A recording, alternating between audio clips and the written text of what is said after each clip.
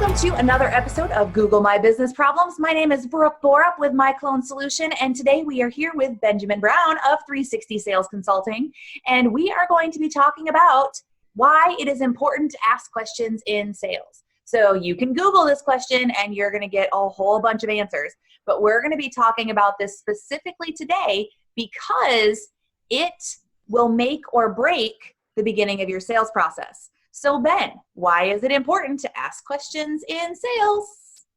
Well, what I driven it down to is two things, right?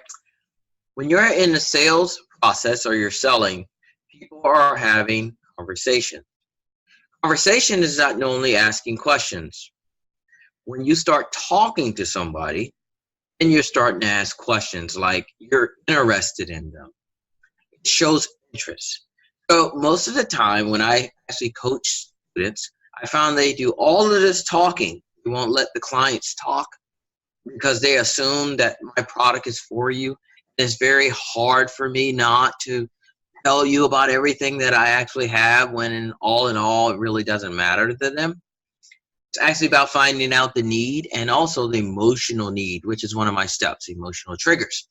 So questions are steps for you to evaluate where you're at in your sales process so you can figure out if you can help them or not. So you have to have a list of questions.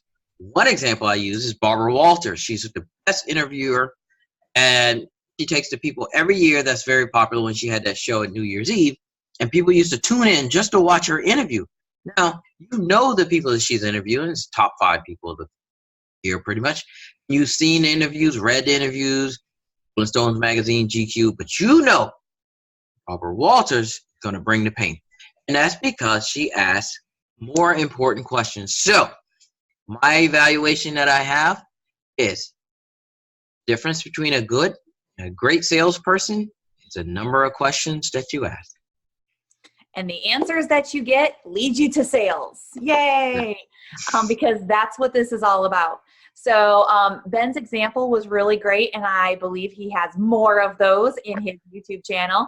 So thank you for tuning in to another episode of Google My Business Problem series. You can see Ben's information on the next slide as well as in the My Clone Solution blog, and you can always, scroll through your social media feed too. Thank you so much for joining us on another episode. We'll see you next week.